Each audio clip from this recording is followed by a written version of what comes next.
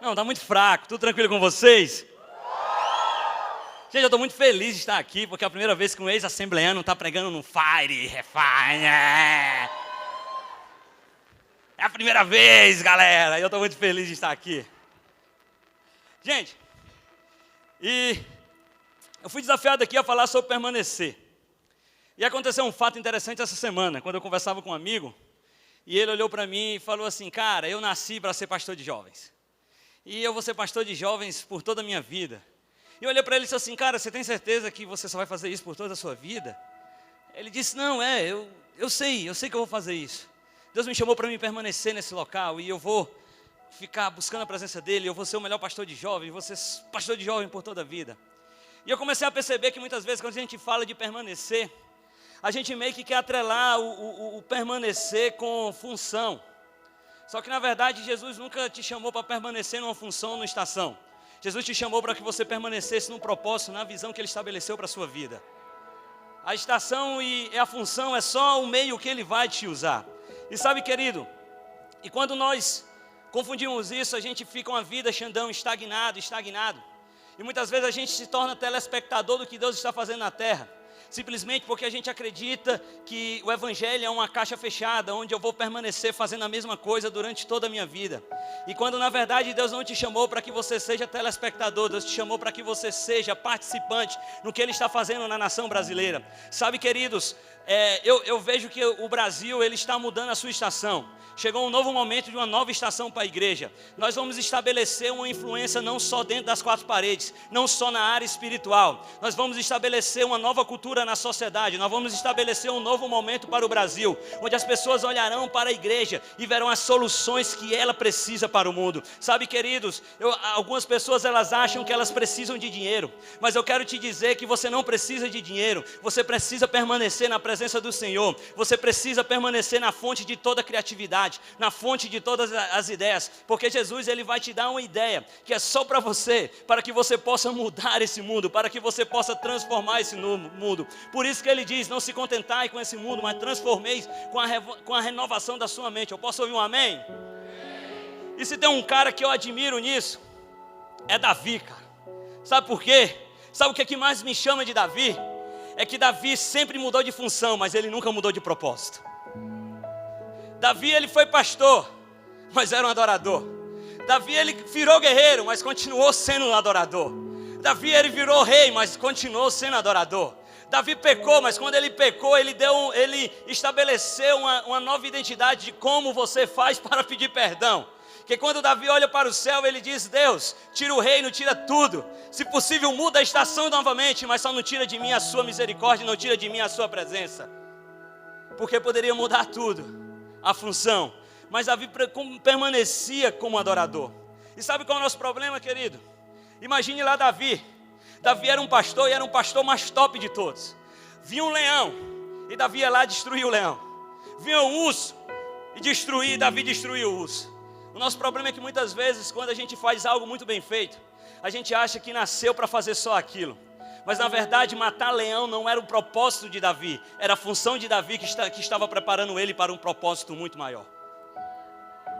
Sabe, queridos, quando eu comecei a pregar e evangelizar nas ruas, eu pensei que eu era um especialista em expulsar demônio, porque eu expulsava muito demônio. Eu ia evangelizar e no dia que o demônio não se manifestava, eu ficava triste, porque eu adorava expulsar demônio. E durante muito tempo as pessoas perguntavam para mim: Samuel, você nasceu para fazer o quê? Eu dizia: cara, eu nasci para expulsar demônio, é muito massa expulsar demônio. Só que sabe, queridos, eu conheci a Fabíola porque eu expulsei um demônio, viu? Mas não era isso que Deus tinha para mim. Sabe, chega um momento na vida de Davi, que Deus chega para Davi e muda a função dele. Deus muda a estação da vida de Davi. Então Davi, que era um pastor, Jessé chama ele e diz: olha, agora tu vai levar comida para os seus irmãos. Então Davi vai para a guerra. Só que quando Davi chega na guerra, Davi já não tem mais uma mentalidade de pastor.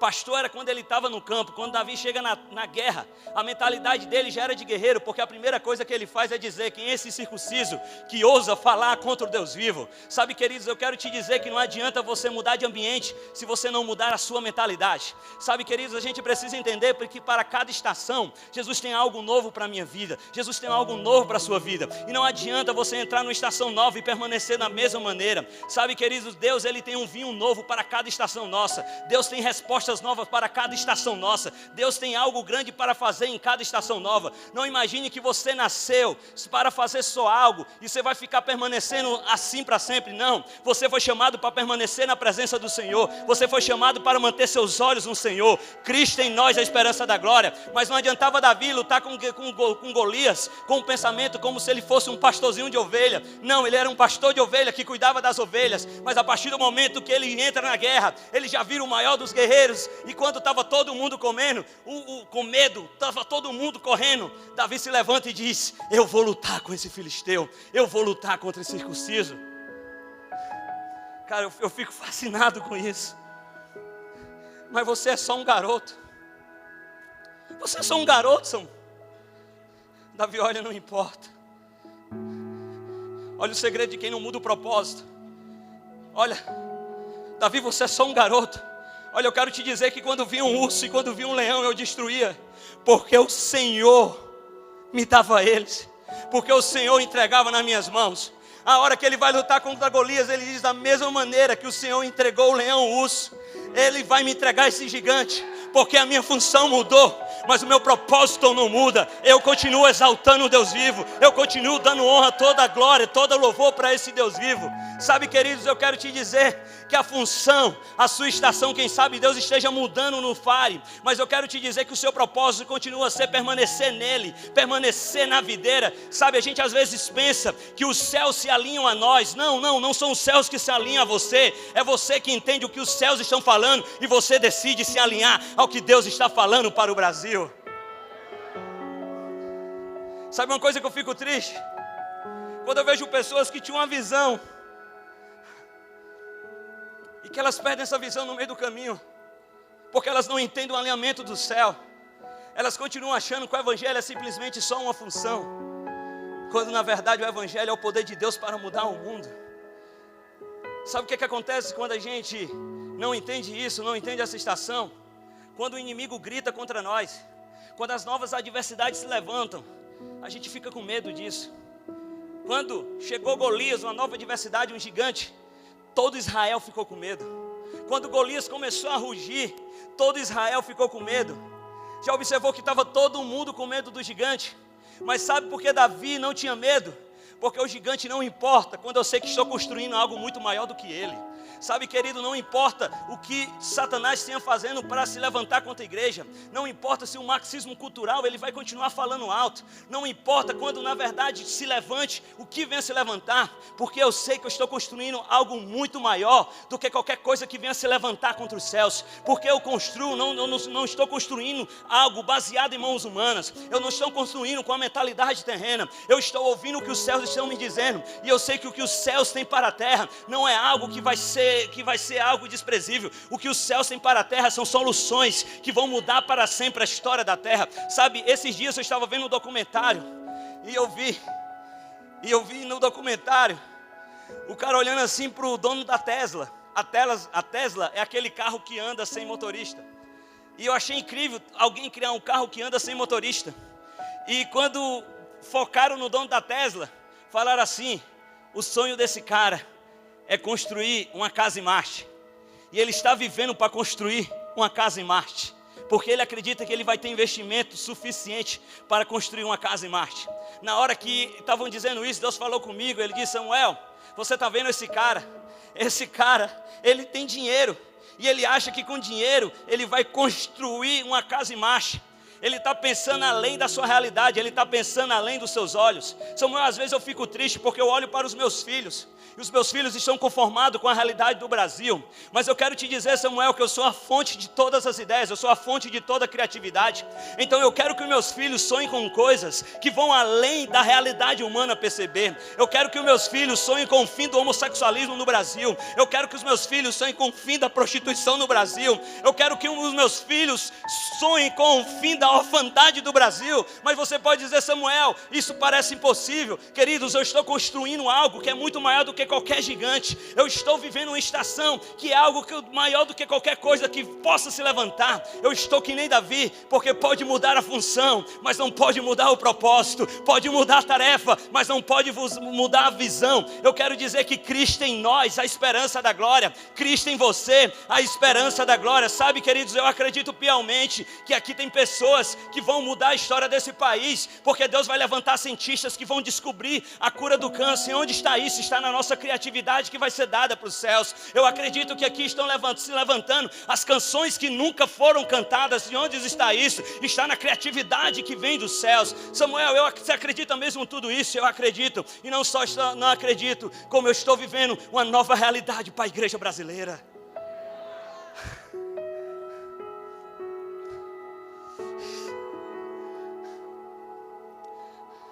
Sabe, gente, permanecer é manter a visão. Pode até mudar a estação, mas não muda por quem eu estou sendo guiado. Cara, quando eu falei aqui no começo que era um assembleano pregando aqui, parece loucura, sabia? Porque, cara, até meus amigos de Morada Nova olham assim, cara, é você mesmo que está lá em cima. Eu vi uma mensagem tua, nem parecia você. Aí eu olho, Mas sabe por quê? Porque Xandão, a estação mudou, mas Ele continua guiando a minha vida. Sabe, queridos, eu preciso entender nesse processo que o permanecer é eu ser o barro e não o oleiro. Quem tem que mudar sou eu e não o oleiro. A gente vive hoje numa geração que quer adaptar tudo. Eu quero adaptar a minha igreja a mim. Eu quero adaptar o alinhamento dos céus a mim. Eu quero adaptar a minha liderança a mim. Eu quero adaptar os locais que eu vou a mim. Quando na verdade não são as coisas que se adaptam a mim. Não é o oleiro que se adapta ao vaso, mas eu, como vaso, que me adapta à mão do oleiro. Se a mão do oleiro for para cá, o vaso também tem que ir para cá. Se o formato do oleiro vier para cá, o vaso também precisa vir para cá. Nós estamos vivendo a síndrome do oleiro, onde nós queremos ser o oleiro, mas deixa eu dizer uma coisa. Não são as minhas convicções que os céus esperam, mas sou eu que espero as convicções do céu. Sabe, queridos, não é eu que levo até o céu, mas o céu que desce até a mim e eu levo até a terra. Sabe, querido, eu preciso continuamente ser moldado. Isso é permanecer. E sabe o que eu acho lindo? É que Davi poderia ter continuado sendo um guerreiro. Afinal de contas, ele tinha sucesso sendo pastor. Mas quando ele virou guerreiro, ele continuou tendo mais sucesso ainda. Ele destruiu destruiu Golias, perdão, que parece. Corta aí, produção. Ele destruiu Golias. Mas quando ele vira rei, muda a função novamente. Mas Xandão, quando muda a função, ele vira rei. A primeira coisa que ele faz é perguntar: cadê a arca? Cadê a arca? Traz a arca para cá. Sabe, porque eu poderia, antes eu não era rei, então eu podia ter a arca. Mas eu te dizer uma coisa, a partir do momento que eu viro rei, a primeira lição que eu quero dizer para Israel é que tragam a arca. Eu quero que todos voltem para o seu propósito, que é de adorar a Deus. Sabe, mudou novamente a função, mas o propósito continua o mesmo. Tragam a arca porque eu quero adorar. Tragam a arca porque eu só estou feliz se eu tiver a presença do Senhor. Tragam a arca porque eu quero viver isso. Tragam a arca porque a presença do Senhor é necessária para que Israel viva em paz. Tragam a arca que é necessário para que nós tenhamos soluções. Tragam a arca, tragam a arca e tragam a arca.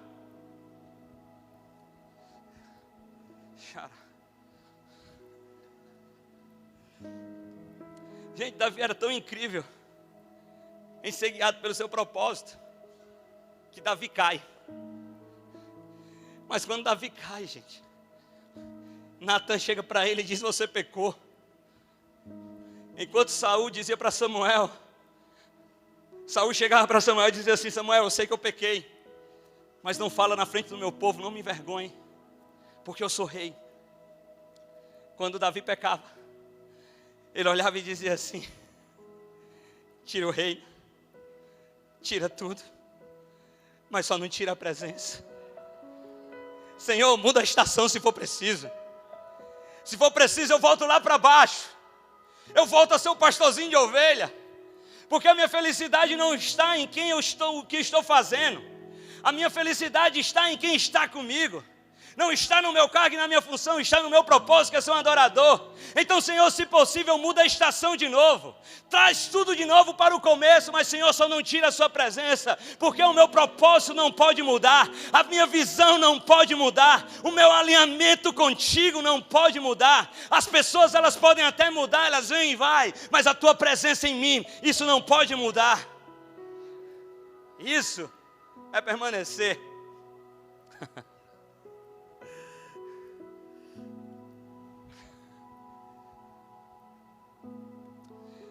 Davi corre do seu filho, depois de pecar. E quando Davi está correndo, Davi está perdendo o reino. Mas tudo o que Davi fazia era adorar a Deus. Porque ele permanecia não na função ou no cargo, ou não na estação. Davi permanecia no Senhor. Sabe, queridos?